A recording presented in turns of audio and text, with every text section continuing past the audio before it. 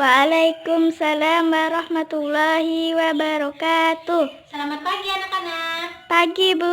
Bagaimana kabarnya hari ini? Alhamdulillah baik. Kalau ibu bilang bagaimana kabarnya hari ini, kalian jawab Alhamdulillah, luar biasa, Allahu Akbar. Bisa ya? Bisa, Bu. Coba ibu ulangi sekali lagi. Bagaimana kabarnya hari ini anak-anak? Alhamdulillah, luar biasa, Allahu Akbar.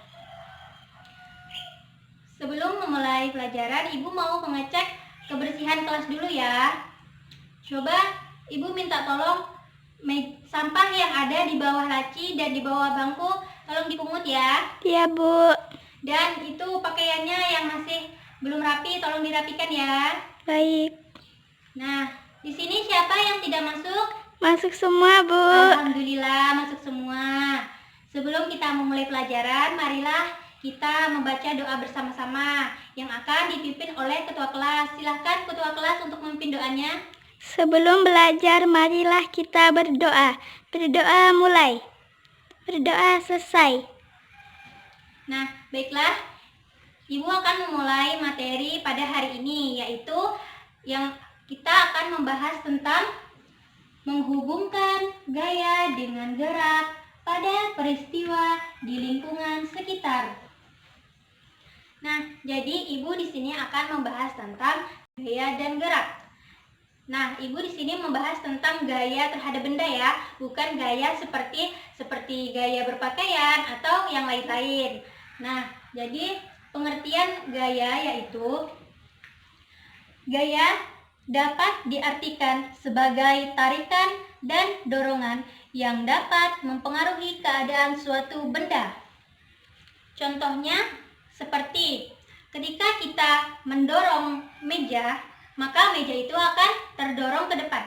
Dan ketika kita menarik meja, maka meja itu akan tertarik ke belakang.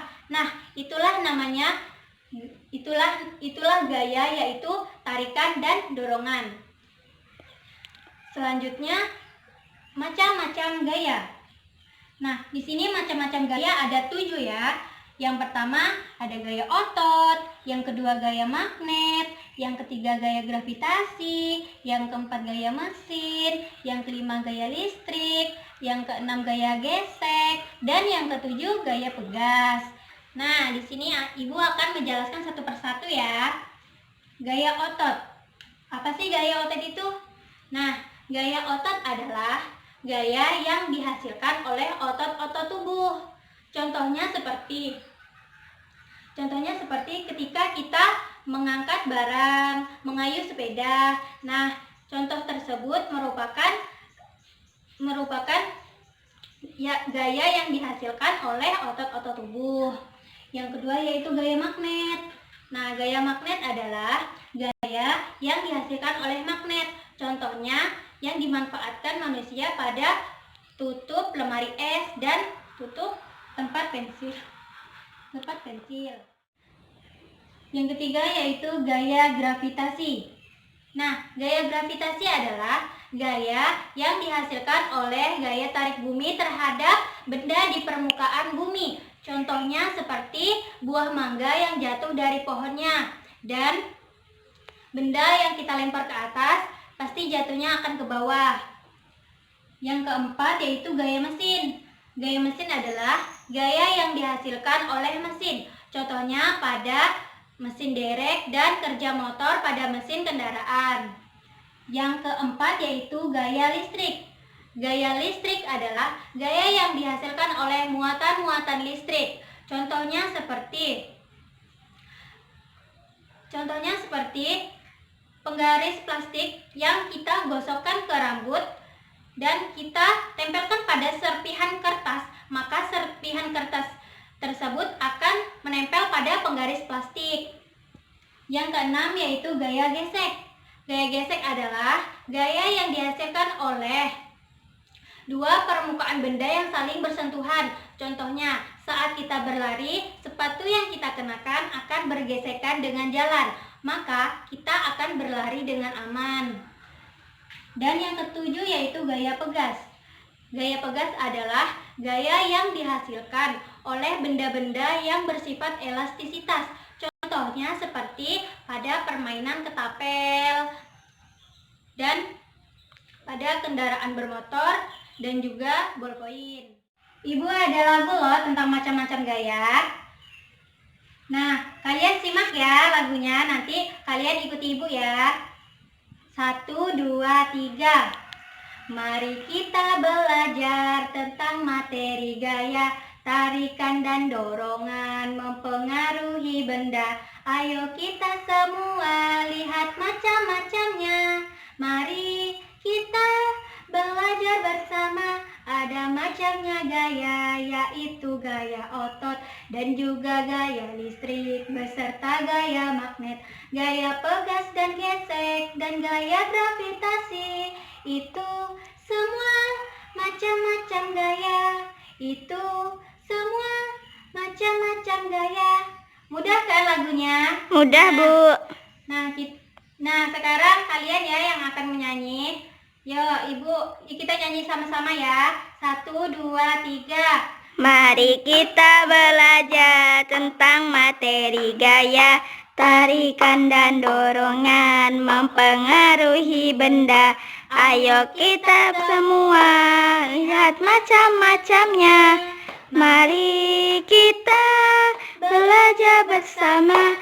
Ada macamnya gaya, yaitu gaya otot dan juga gaya listrik beserta gaya magnet, gaya pegas dan gesek, dan gaya gravitasi.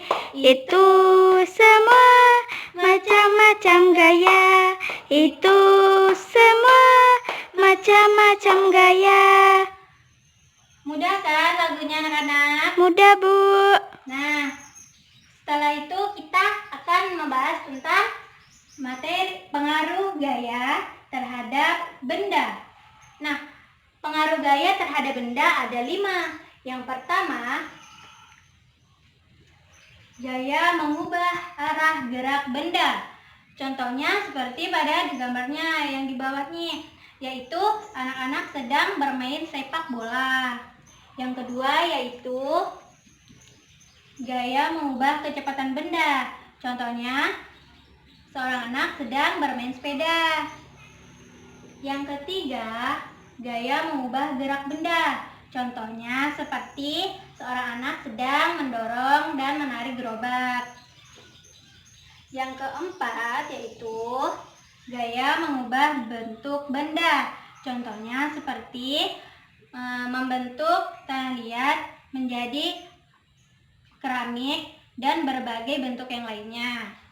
Dan yang kelima yaitu gaya mengubah ukuran benda. Contohnya seperti pada mainan lilin. Lilin ini bisa dibentuk sedemikian rupa sesuai yang kita inginkan. Selanjutnya Ibu akan menjelaskan tentang apa itu gerak. Jadi, gerak adalah perpindahan kedudukan suatu benda terhadap benda yang lainnya. Contohnya seperti anak-anak sedang bermain tarik tambang dan penjual bakso sedang mendorong gerobaknya. Nah, jadi gerak menarik tarik tambang dan gerak mendorong gerobak, keduanya membutuhkan gaya. Setelah kita mengetahui pengertian dari gerak, gerak juga mempunyai sifat-sifat loh. Apa saja sih sifat-sifat gerak itu? Yang pertama yaitu benda diam akan berusaha untuk diam dan benda yang bergerak akan berusaha untuk bergerak. Diamnya benda disebut dengan kelembaman. Contohnya seperti saat kita memutar telur, maka kuning telur yang ada di dalamnya juga akan ikut berputar. Kemudian setelah kita berhentikan dan kita lepas kembali, maka telur tersebut akan tetap berputar. Yang kedua yaitu jika suatu benda bergerak makin cepat, maka akan membutuhkan waktu yang lama pula untuk berhenti. Contohnya seperti saat kita bermain sepeda kemudian mengayuhnya dengan cepat dan kuat, maka sepeda itu akan bergerak dengan kencang. Kemudian ketika kita rem Ketika kita rem sepeda tersebut, maka akan membutuhkan beberapa saat untuk bisa berhenti. Dan yang ketiga yaitu dalam lintasan lurus.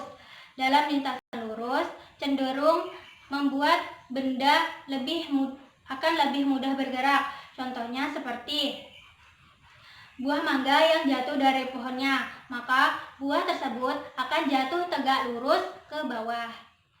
Pergerakan suatu benda dipengaruhi oleh beberapa faktor. Yang pertama yaitu permukaan suatu benda. Yang kedua yaitu besar kecilnya gaya gesekan.